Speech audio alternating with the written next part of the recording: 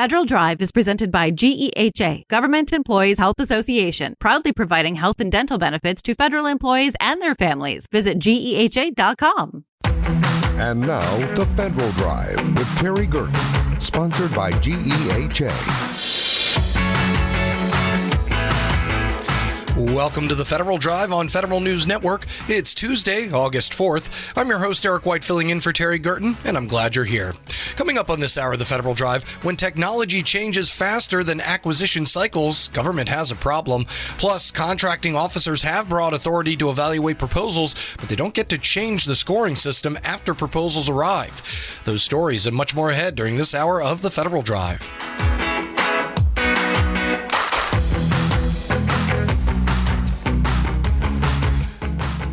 Well, we begin with this. The Army says one of its biggest modernization efforts has reached a turning point.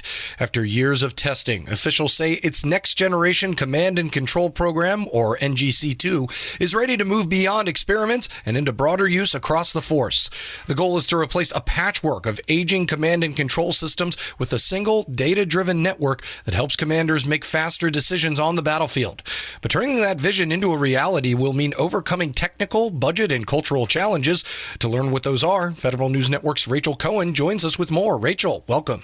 Thanks for having me. Absolutely. So let's start with some of the basics. Lay out for us what exactly Next Generation Command and Control is and why has it become such a high priority for the Army to get it implemented? Yeah, NGC-2 is the Army's effort to replace dozens of separate C2 systems with, one single integrated network that connects sensors, weapons, and the people who use them.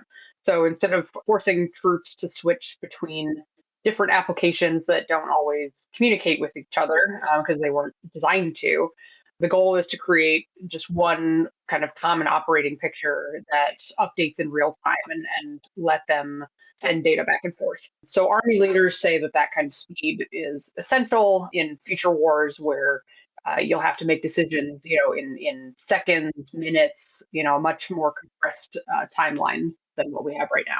Got it. And if the Army leaders are saying that the program is ready for prime time, what convinced them that it has reached that point? What kind of barometer were they using to measure that?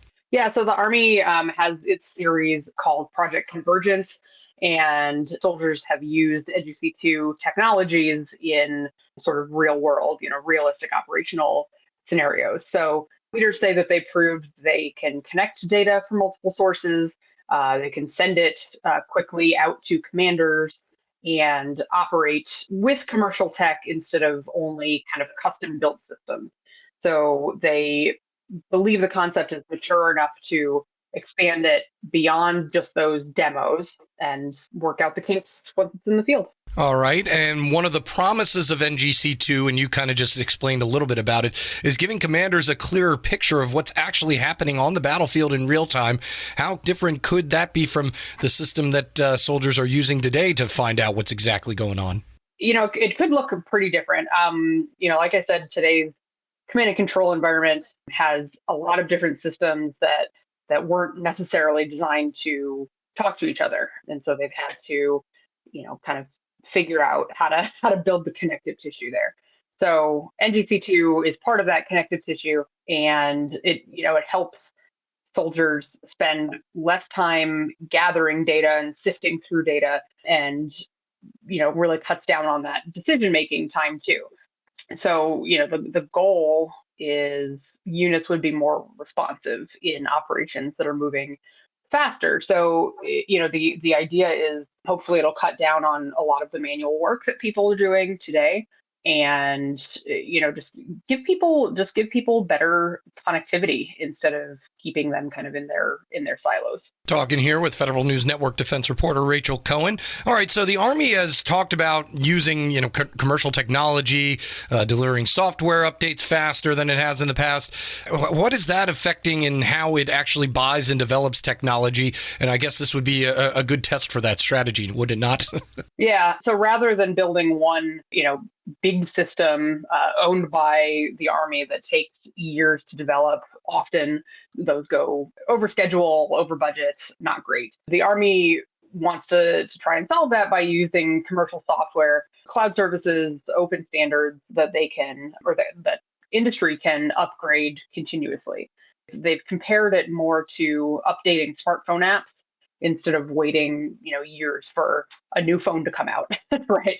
So the idea is that they would get improvements out to the field much, much faster, as they see new kinds of threats pop up, as they see a need for new kinds of capabilities. All right. So what is left for the soldiers that are actually going to be using this capability more broadly? What has to happen before they're able to do so? And in implementation of this scale, I imagine there are going to be some bumps along the road. What are some of the obstacles that it's going to have to overcome so this goes smoothly? Yeah, they still have to do, integration work with the existing networks that are out there.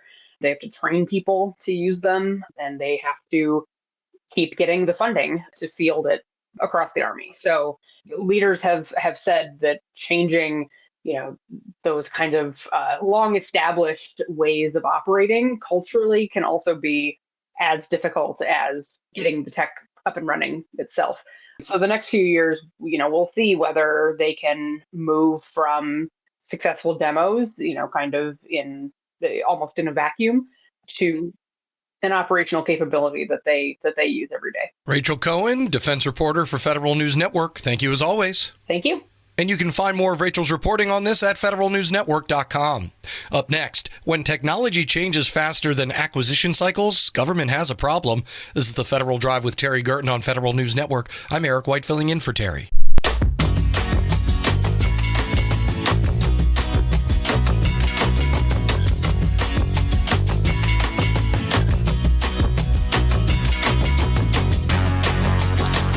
Welcome back to the Federal Drive with Terry Gerton on Federal News Network. I'm Eric White filling in for Terry. New technologies and new threats are forcing agencies to make decisions faster than they once did. That reality is raising questions about whether federal acquisition processes are keeping pace. Stephanie Castro, president of the Professional Services Council, joins me to talk through the challenge. And Stephanie, first things first, let's kind of just go with the big picture here as we are talking AI, cybersecurity, and there's still a lot at play. With emerging technologies like this, there seems to be almost the pressure is on for the government to speed up the acquisition process as much as possible just because things are changing so fast. But that's kind of hard to do because things are changing so fast.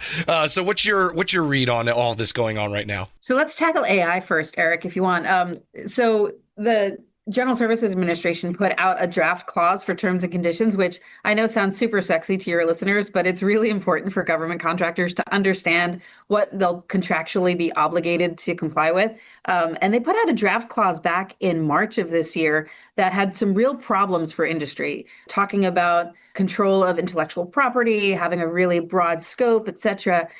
So we submitted comments to Professional Services Council on that initial draft clause back in the day, and they put out a new one, and comments were due yesterday, August 3rd. And so we obviously read it with great interest, as did all of our industry members. And we were very, very relieved to see that from an artificial intelligence perspective, this new draft clause was light years better than what had been circulated in March. So to me, that means the government is listening. Yes, the pace of change is really fast in this area, but they're listening to industry feedback. And in fact, in support of this latest request for comments, GSA hosted a listening session back in mid-July, and you could really, really tell that they were open to constructive critique. And so I'm very hopeful that this, when it goes final, will be a really, really good clause to have in contracts. Yeah, part of the issue with any new technology policy is finding that balance between, encouraging innovation and also managing the risk. Where can the government still kind of right that balance when it comes to AI acquisition? You sound like you're impressed with this latest clause coming out, but I imagine that there's room for improvement since there always is, right? Yeah, there is. And actually, if I could talk briefly about the improvements that they made, which were they narrowed the license grant just to the federal government. They talked about contractors retaining ownership of underlying large language models and base models, et cetera. And instead of having a limitation on everything needing to be developed and produced in the United States, there's now a preference for that. That said, we do still find the scope of this clause a bit broad. And I'll give you a real world example, Eric, which is to say, for anyone using Microsoft Word or any of those products, you're very familiar with the grammar checker function, right? Of good Lord, make my writing better. And so that is actually artificial intelligence. That is not excluded in this clause. And so everyday uses of AI are not excluded in this clause, and therefore it makes the compliance burden pretty tough. And so we are recommending that they look at the scope of the definition and really tailor it to real world applications and issues where they may find problems with contractor use of AI. In addition, the flow down requirements of all subcontractors needing to comply with particular elements is a problem as well, because you might have privity of contract with your first tier subs, but beyond that you don't. And then how does that play in actuality? And so I think flow down, narrowing the scope, et cetera. And then finally, I mentioned it earlier, Eric, and this is always an issue with the government and contractors: intellectual property. Who has rights to the data, who has rights to use the data to analyze it and then to promulgate it. And so that, I think, is another topic that needs to be tackled. Speaking here with Professional Services Council President Stephanie Castro, and the pressure is not unfounded, right? I mean, the cyber attack on Minnesota community water systems is just a reminder that the threats aren't going to wait for the government to figure out how it needs to buy this technology. And in fact, that same technology may be being utilized to attack government services. Is that one of the other big challenges in finding that right solution, or getting the pace fast enough to keep up with everything? I think that's absolutely right, Eric. And so let's talk a little bit about that cyber attack in it's at least 7 states. Minnesota was the one we've heard a lot about, but it's in places like Michigan and elsewhere too. And then it is a cyber attack that, we had been warned that things that were exposed to the public, the internet, et cetera, that things like programmable logic controllers, et cetera, that are used to remotely monitor and control water systems, they were exposed. And so the fact that there was a cyber attack, while terrible, not completely a surprise. Think about the water situation in terms of how people manage their water. It's very dispersed, right? So sometimes you have local municipalities managing water. Sometimes you have counties. Sometimes you have other municipal elements. Sometimes you have private ownership. So you have a really broad ownership structure of water supplies. And that, of course, creates risk and vulnerabilities. It's really hard to rally that community together to agree on common standards. And I think that is something that we need to do. CISA, which is the Cybersecurity and Infrastructure Security Agency over at the Department of Homeland Security, as well as the FBI and the Environmental Protection Agency, all have issued warnings about targeting internet-exposed industry controllers, et cetera. This is a really important infrastructure issue to tackle. And of course, it is layered with the fact that we are looking at another continuing resolution to start fiscal year 27. EPA and CISA, that agency at DHS I just referenced, are seeing some cuts in critical areas. And we really do need to talk about how they can leverage the strength of contractors to actually address some of these vulnerabilities. Yeah, it's not unique to AI, right? I mean, when it comes to cybersecurity, certainly things do move a little faster. But, when agencies decide that they need new cybersecurity tools or defenses or new defense technology overall, where do contractors see the most friction in the acquisition process? I mean, what tends to slow things down when everybody knows that speed is the key, all parties involved, but even still, there are some barriers. What are they? So those barriers include things like the acquisition tools that DHS has at its disposal. We talk a lot about other transaction authority in the context of the Department of War or the Department of Defense, but DHS used to have OT authority as well. And that is something where you can quickly get a contractor under contract to start developing and prototyping, groundbreaking technologies, really ahead of the curve, emerging technologies.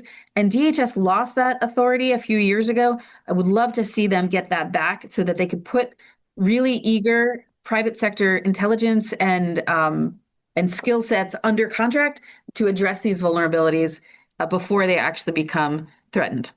And in looking ahead, what would tell you that some of those, I won't call them complaints, but light suggestions are being heard, and that federal acquisition is becoming more responsive to emerging technologies and cyber threats that we're seeing today without, sacrificing the accountability and making sure that the taxpayers are getting what they pay for?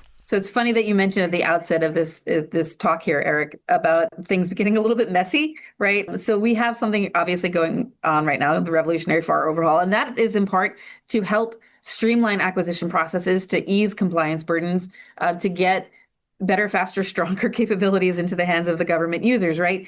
Things like innovation, leveraging non-traditional partners, et cetera, are all really good examples of ways that we could move faster if we just get out of our own ways. And so we are in that messy middle right now, Eric, where we have legacy FAR clauses in existing contracts. We have class deviations that were issued last year that are in contracts, and now we have new FAR clauses coming out to put into contracts. It is a really, really difficult time to be a government contractor right now to sift through all of that. But I do have hope that there is light at the end of this particular tunnel, that we can start fielding these technologies. And again, as I said earlier, get out of our own way. And I've garnered the relief kind of from you that it seems as if administration officials are listening. I mean, you talked about the GSA listening session, and they're ripe for feedback. And it seems as if they are on board with hearing what you all have to say, right? They do seem that way. And I do think they're taking those comments that we submit pretty seriously. We had 4 proposed rules come out in the FAR overhaul a while ago. Comments were due just a couple of weeks ago. We anticipate seeing new proposed rules for other elements of the FAR coming out. They're taking our comments seriously, particularly on things like market research, the role of small business in introducing and developing innovations, et cetera. So I really do have hope that we are going to be, as I said earlier, better, faster, stronger in the technologies and capabilities that we can wield. Stephanie Castro is president of the Professional Services Council. Stephanie, thank you as always. Thanks, Eric. Take care. Still to come, many acquisition reform efforts focus on policies and regulations. The Defense Innovation Unit is betting that changing the workforce may be just as important. But first, contracting officers have broad authority to evaluate proposals, but they don't get to change the scoring system after proposals arrive. You're listening to The Federal Drive with Terry Gerton on Federal News Network. I'm Eric White filling in for Terry.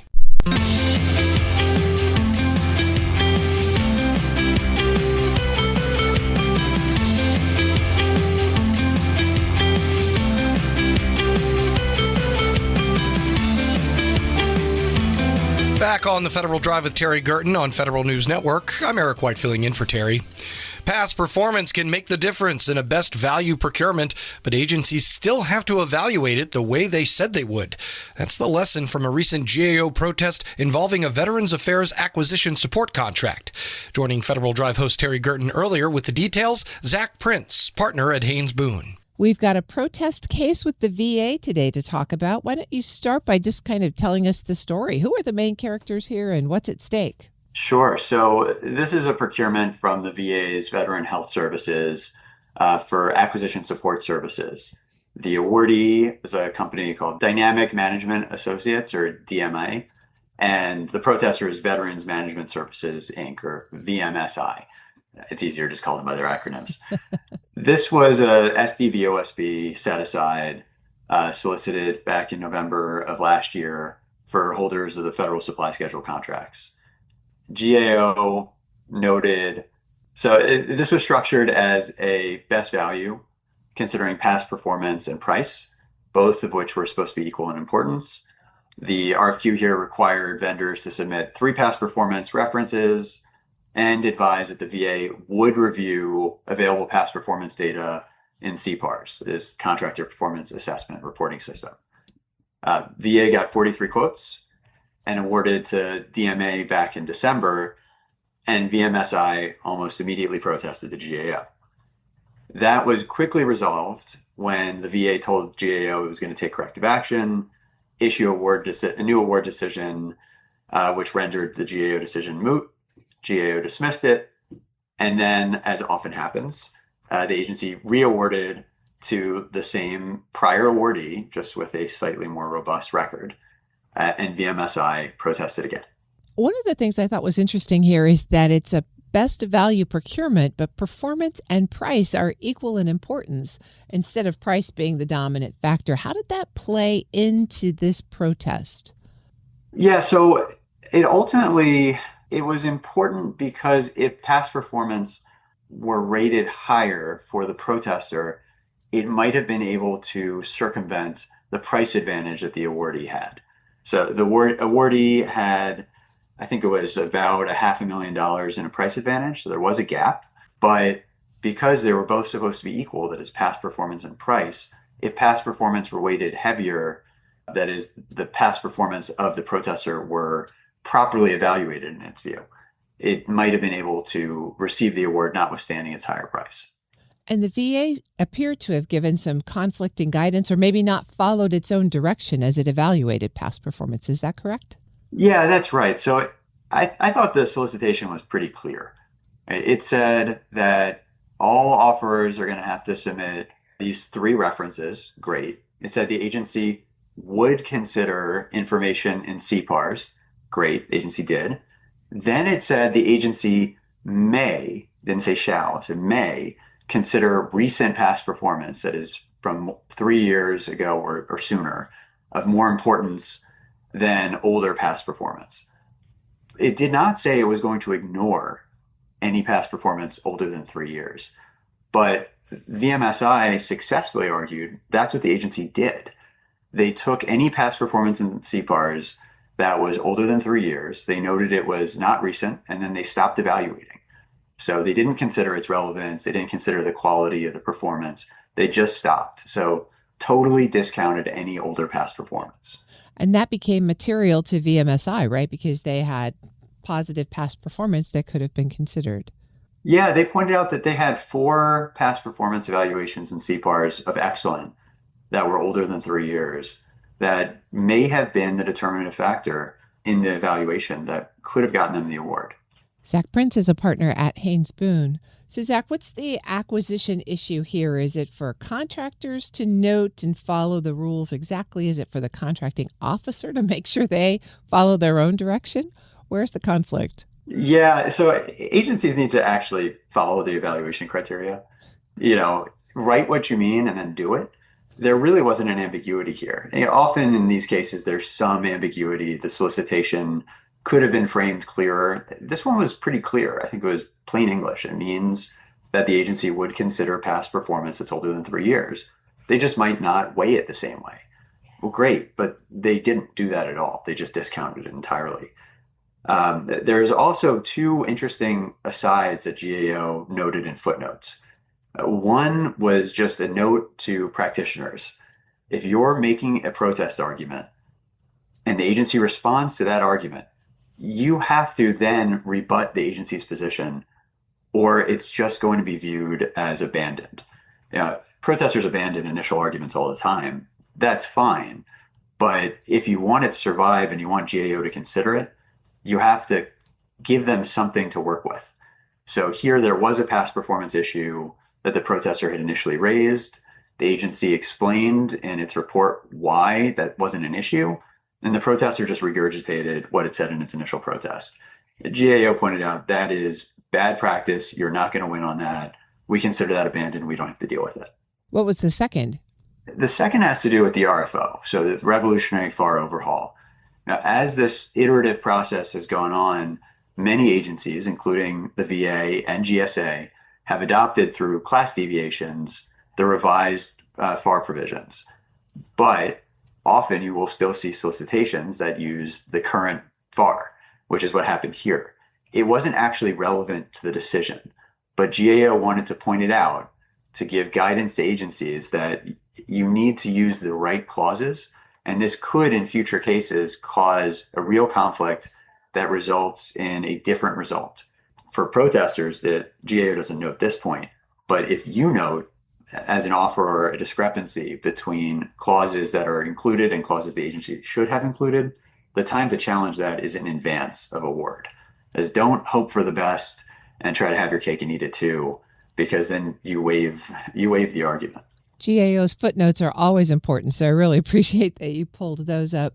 There was one other point of protest here, and that the protester argued that DMA should be disqualified because it used the wrong start date after an amendment. Was that just a technicality, not enough to overturn this award? Yeah, in GAO's view, it was a technicality. I think they dealt with this second because they knew they were already going to sustain the protest and they didn't have to delve too deeply into it. But they found, GAO explained this was essentially an argument that the solicitation requirements had been relaxed. And that kind of argument only works if you can show as the protester that had it been relaxed for you, you may have materially changed your proposal to your advantage, which VMSI didn't even try to argue here in GAO's telling of it. So VMSI got kind of a partial win, but partially not a win. How do you read the outcome of GAO's decision?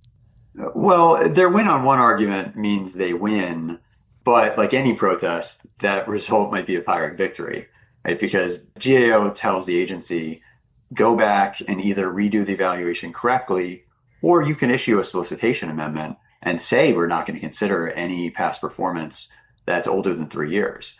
Now, either way is fine. Neither guarantees protester is going to get the award. So what happens with this next? VA is going to reissue, and then we should watch to see what happens. VMSI will have the chance to challenge again. Yeah, that's right. I mean, if the VA awards back to the same party, DMA, and they certainly might, my guess is VMSI is going to challenge this again. And, they could well win again. And we'll be back here talking about it in a couple months. So what should contractors watch out for in these kind of cases where there are iterative changes as a result of incremental protests?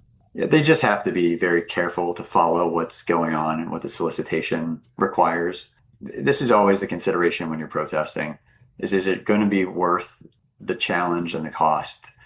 Because you might not get anything as an outcome, and you might annoy your customer, which of course is not supposed to be a consideration in a objective blind procurement system, but we're all humans. Zach Prince is a partner at Haynes Boone, speaking there with Federal News Network's Terry Gerton. We'll post this interview at federalnewsnetwork.com/Federal Drive. Subscribe to the Federal Drive wherever you get your podcasts.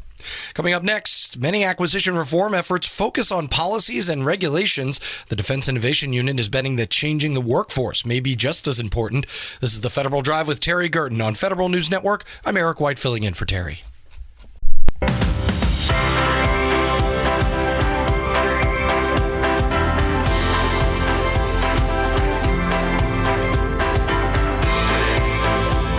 You're listening to the Federal Drive with Terry Gerton on Federal News Network. I'm Eric White filling in for Terry. For years, acquisition reform has focused on new authorities, new pathways, and new policies. The Defense Innovation Unit believes the next challenge may be preparing acquisition professionals to use those tools effectively. To further discuss that effort, Federal Drive host Terry Gerton spoke with Sharissa Tamayori, Director of Acquisition at the Defense Innovation Unit. People may know the Defense Innovation Unit for its technology work, but many may not know the acquisition side. DIU is starting a new program called the Immersive Commercial Acquisition Program. What are you trying to do with that, and why now? Yeah, so the Defense Innovation Unit is a Department of War organization focused on accelerating the adoption of commercial technology into the department. We have been executing commercial solutions openings and other transactions for over a decade at this point, and have really become the center of excellence in utilizing these authorities to acquire novel commercial technologies for the department. We created the Immersive Commercial Acquisition Program in May of 2022 in partnership with the Warfighting Acquisition University, because we recognize that the bottleneck to acquisition speed and wider adoption of these authorities within the workforce is really the workforce's awareness of and confidence in utilizing these authorities. And so with ICAP, we provide classroom-based training led by experts within WarU. And we reinforce that training through on-the-job experience by providing our ICAP fellows experience executing DIU prototype projects. We really want to share the experience that we have executing these prototype projects, leveraging the CSO process and the OT authority. And then we want to make sure that we can create change agents and create a pipeline of change agents for these military departments. So that way the military departments have champions within their own organization who know how to utilize and execute these types of authorities. Sharissa, the program says its goal is to make acquisition professionals a bridge between the Defense Department and the commercial technology sector. You talked a little bit about some practical experience as a result of this program. What does that bridge look like in practice? Yeah, so what the bridge really means is that we are training contracting professionals to really think differently, to analyze risks differently, and to ultimately be a better business partner with industry. Within DIU, we focus on the need to really meet industry halfway. We want to communicate to industry what information we need to better understand what industry has to offer us, and then work together to establish an agreement that meets the needs of both parties. So when an ICAP fellow really joins us and embeds within our team, they're not just learning like the CSO process or how to execute OTs. They're really learning the intangibles of what we do at the Defense Innovation Unit. They learn how to navigate risks. We provide them a new perspective that they may not have seen before, right? The commercial industry perspective. And really, we're training them to think differently and to approach problems a little bit differently. You mentioned the CSO, the commercial solutions openings, and the OTS, the other transaction authorities.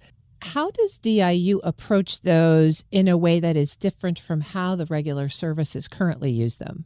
Yeah, so the CSO was really designed to lower the barriers to entry and to attract non-traditional defense contractors to do business with the government. I think historically, when the acquisition workforce would solicit for requirements, we would be soliciting for a set of government requirements, and we assumed that we knew best. And so we would set a lot of requirements. It would be a lot of rules, a lot of regulations, and would often require dozens and dozens of pages in response to our solicitation. DIU CSO process is unique in that it starts off with a problem statement. We recognize that commercial industry often knows best in certain technology areas, and so it doesn't really make sense for us to dictate requirements to them. Instead, we want to offer up our problem statement and have industry propose back to us solutions that they feel will best fit our needs. And they do this by submitting a 5-page white paper or a 15-page slide deck. Now, this really lowers the barrier to entry for a lot of our non-traditional defense contractors. It doesn't take much to submit a 5-page white paper. And so we really are able to cast a wide net and really incentivize these non-traditionals to do business with us. Sharissa Tamayori is the Director of Acquisition for the Defense Innovation Unit. Sharissa, your last response was very much the defense view of commercial technology companies. What about the flip side of that perspective? When a commercial technology company looks at DoD and sees a system that's slow or complicated, what do you want them to understand about how acquisition is changing? Yeah, so one thing that I think I would really want these companies to understand is we are actively working to dismantle the barriers that have historically made working with the department difficult. We are working to change the culture of the acquisition workforce by shifting from a compliance kind of checklist-based approach to a more risk-based approach. We are also emphasizing speed, the need to make decisions quickly, and we are proving that the department can be a fast, serious, and a repeat customer for the commercial sector. One of the case studies that you mentioned is the Prime SUSV case study. Talk us through that and how that illustrates that point that you just made, that acquisition professionals are trying to do this faster and get technology to the operator more quickly. Yes. So the Prime SUSV prototype project is a great example of us aligning our demand signal with the right technologies. In this particular effort, DIU partnered with the Navy to prototype a set of next generation unmanned surface vehicles. From the contracting perspective, this was a success because we were able to utilize our competitive commercial solutions opening process with the other transaction authority to execute a prototype to production pipeline in less than a year. That is really unheard of in traditional acquisition cycles. And I think the ultimate lesson for contracting professionals is really clear. When you have a clear demand signal from a mission partner, you can utilize these authorities to not only prototype technologies, but then to scale those technologies and get them into the hands of the warfighter faster than anyone ever thought possible, right? And that's kind of the ultimate goal of DIU. We're looking to not only prototype technologies, but prototype them quickly and get them into the hands of the warfighter as soon as possible. So today, when we think about defense acquisition, there's a lot of tension between legacy, major platforms, and this new high volume, low tech, maybe technology that's bringing in. How does DIU sit at the middle of that? And how are you trying to rationalize when do you need a major platform program and when is this new light approach to technology the best way to go? So I think where DIU sits is we are really looking to execute fast, execute and leverage commercial technology, right? So that's kind of the niche where we sit in, where if there is a commercial technology case out there, we are focused on leveraging that commercial investment and utilizing it for defense purposes.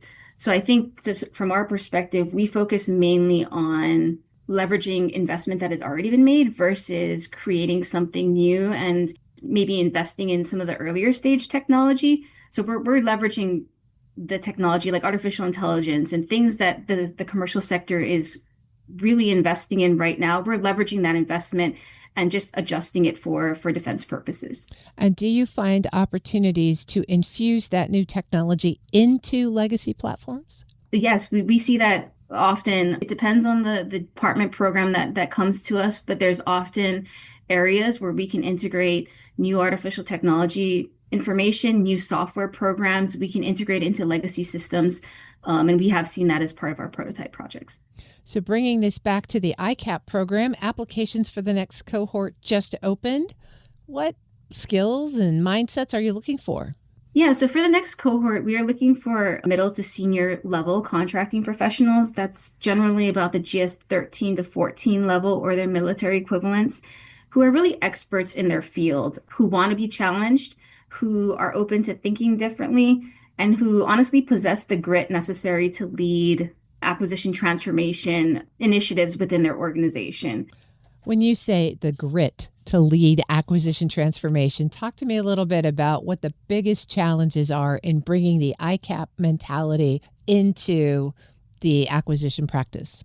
Like I've stated multiple times, I think the biggest thing that we're often asked to do is to think differently. And I think it takes a little bit of grit to be able to try new things, to maybe go against the grain, to try different approaches, to think outside of the box. And so we need to have experienced personnel who understand the basics, but who also have the confidence to take that step to try something new, and to really push the envelope, because that's ultimately how culture changes across the department.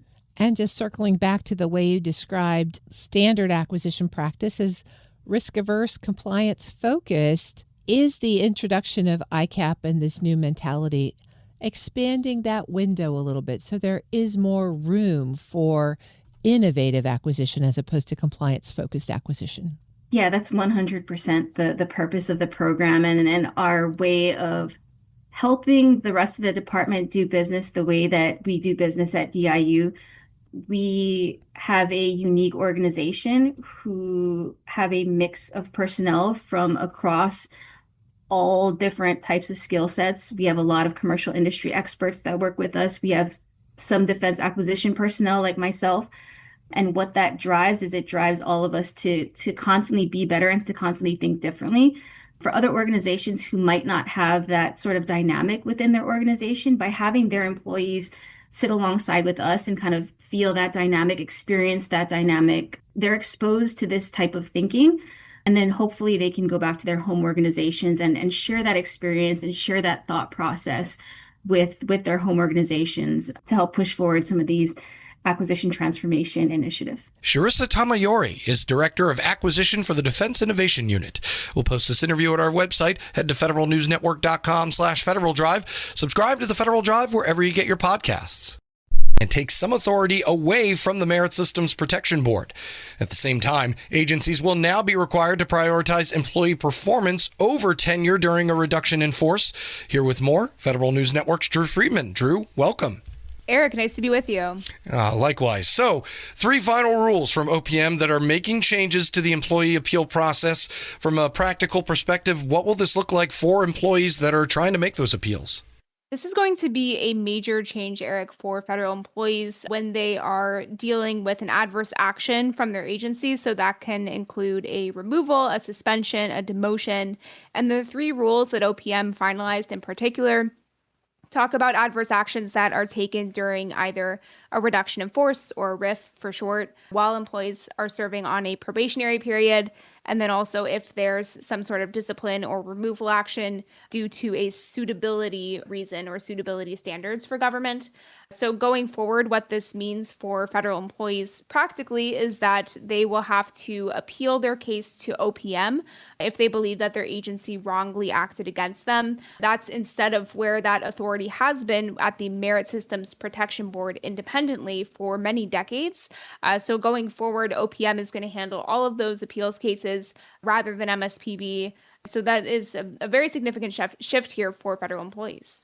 All right, so we have the what. Let's talk about the why. Why does OPM say that it is making these changes?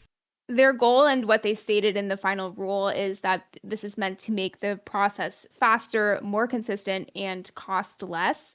They pointed to what they say they believe is limited capacity at the MSPB to handle various employee appeals cases. Over the years, that's led in some cases to backlogs and delays in issuing decisions, sometimes for months or even years for those employees. So OPM says it believes it internally can do a better job making that process efficient and making it fairer to employees.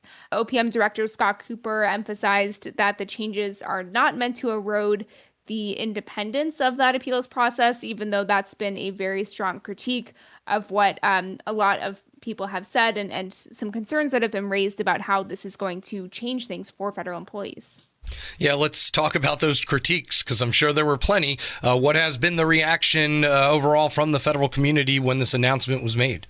There's been a very negative reaction in the federal community to this, and this wasn't really a surprise to have these final rules because we saw these proposals months ago from the Trump administration and from OPM. But what we saw in the final rule, interestingly, is that actually in the one that talks about changing the appeals process during RIFs or reductions in force, 99% of public comments opposed OPM's plan to change the authority from MSPB to OPM itself. Critics raised concerns that moving all of the appeals processes to OPM is going to mean that federal employees don't get a fair, independent, or complete process if they're challenging their agency. In addition to moving the process to OPM, they're also removing the guarantee of a hearing in a lot of cases. So there's going to be fewer steps, which OPM says will make things more efficient, or that's the goal. But there's been a lot of concerns that this is going to mean that federal employees don't really have a fair chance to challenge their agencies. There's also concerns that OPM does not have the capacity itself to handle employee appeals. This is especially considering that OPM lost more than a third of its overall staffing in the last year, and that the OPM office that it's designating to take on this work has not historically dealt with these types of cases. I spoke with Jenny Mattingly, who's Vice President of Public Policy and Stakeholder Engagement at the Partnership for Public Service, about what the concerns that she's seeing with this. And that is Federal News Network's Drew Friedman. Drew, thank you so much for joining us. Thanks for having me, Eric. Of course, and you can find her story at federalnewsnetwork.com. The Federal Drive with Terry Gerton is produced by me, Eric White, along with Michelle Sandiford. Our web editor is Stephanie Wright. For the latest updates, stay with federalnewsnetwork.com or follow us on Facebook, YouTube, and LinkedIn. Up next, the top national headlines from ABC News and the Federal Newscast. I'm Eric White filling in for Terry Gerton. Thanks for listening.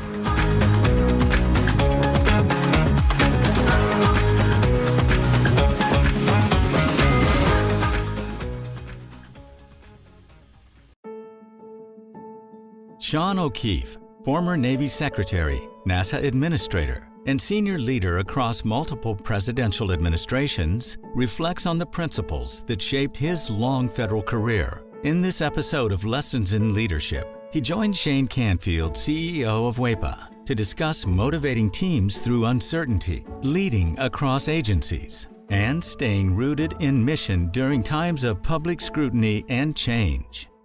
Hello, and welcome to the Lessons in Leadership podcast. I'm your host, Shane Canfield, CEO of WEPA.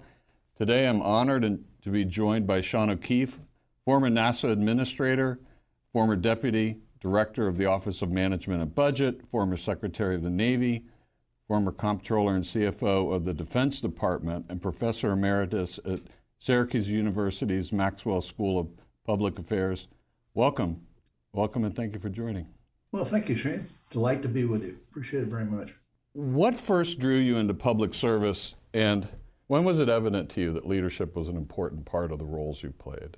Well, I grew up around the public service. My dad was a career naval officer. He was a submariner, and we lived all over the place throughout the country. And as a result, I got an up close and personal understanding through him, as well as through all the folks he associated with and the environments he was working in, just what the extraordinary value is of public service and what is it that would motivate people to want to be engaged in it and to be really involving themselves in what is something larger than themselves. And the only place that is really, formulated properly is within the public sector and the public service. That again is the beneficiary or the beneficiaries are the citizens of the nation, the community, and the region in which you live. Did you think about leadership early on, saying, I need to be a great leader, and therefore I'm going to learn how to do it, or did you just naturally evolve into it? Any thoughts on that? I guess it evolved by the great good fortune of being witness to several really extraordinary leaders, people who really did take the initiative to engage others in the task, to pull together and motivate folks to really contribute their very best to achieve an outcome. And I saw the value of that on multiple occasions and found that was the primary ingredient, the trait, the characteristic that needed to be exhibited is the fundamentals of leadership in moving everyone engaged towards a common objective. You have served under several presidents. Can you talk a little bit about that? What were there challenges to overcome, or were you away from politics so you didn't get? Talk about that a little bit. How does it differ as you serve through a transition, or does leadership stay the same?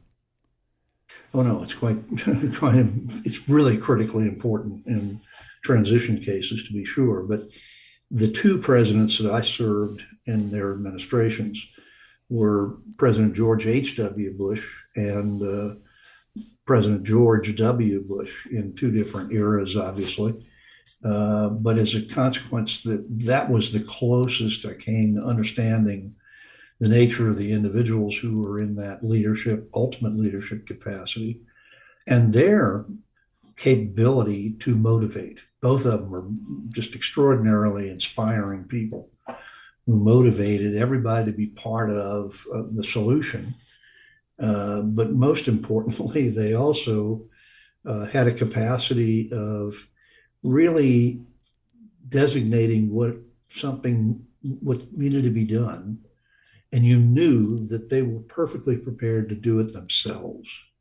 And that made the task that much more achievable. There were several different circumstances in understanding what the objectives of the senior leadership are all about.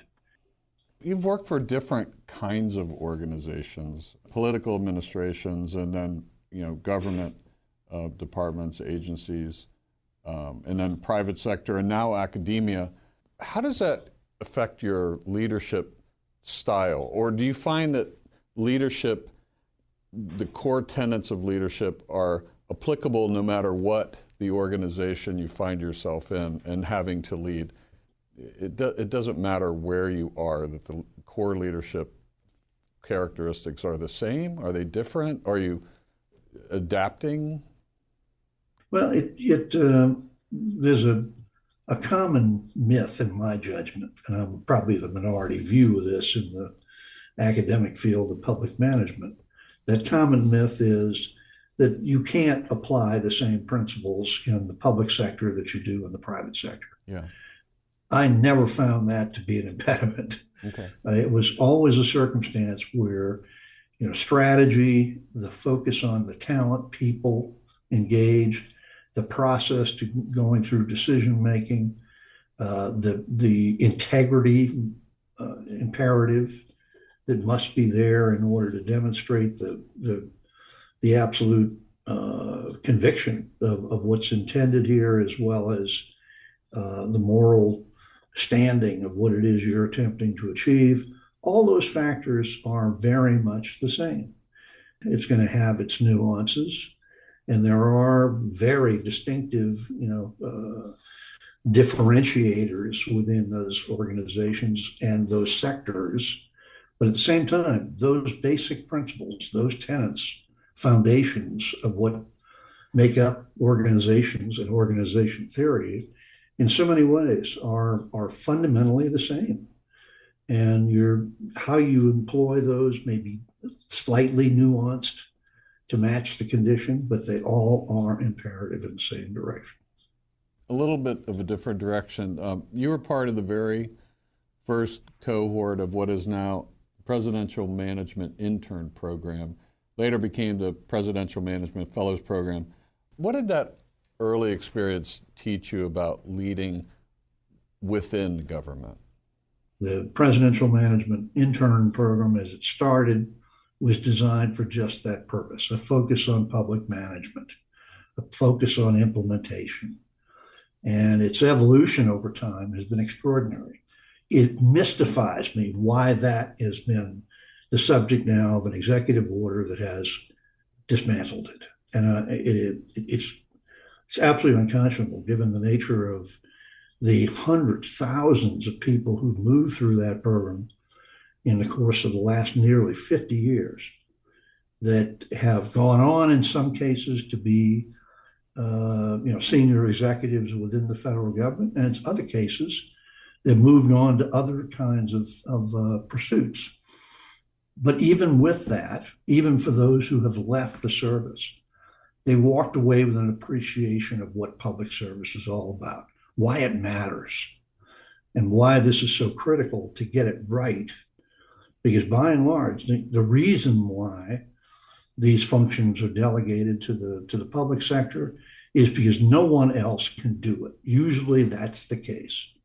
It takes that kind of focus of a public entity in order to achieve an outcome that frankly would not be achieved in other spheres. So as a result of that, it gave me an incredibly in-depth understanding of that process at a very early stage in my career that has lasted the entirety of that professional experience.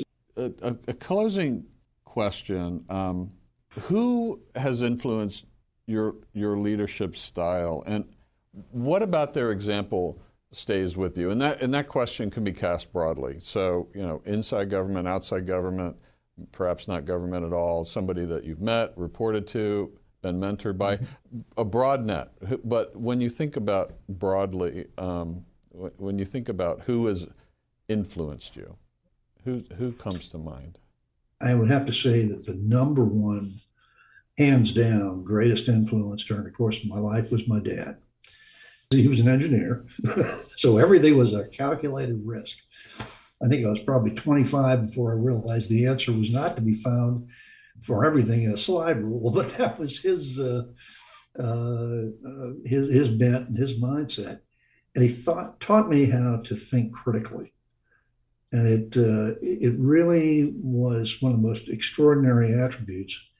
And he was an inspiring parent and mentor in so many ways. And all the different things I've done throughout the course of his life, I had the opportunity through much of it to be able to consult with him on a variety of things, and always walked away with a more informed perspective. Dad was an extraordinary public servant in his own right. Well, Sean, thank you very much for sharing your insights and experiences. It has been a pleasure talking. I'm delighted to be with you, Shane. Thank you so much for doing this. And this is Shane Canfield, CEO of WEPA, reminding you to empower your team and embrace challenges. Until the next time on Lessons in Leadership. Find the full podcast and future episodes of Lessons in Leadership on the Federal News Network app and anywhere you enjoy your podcasts.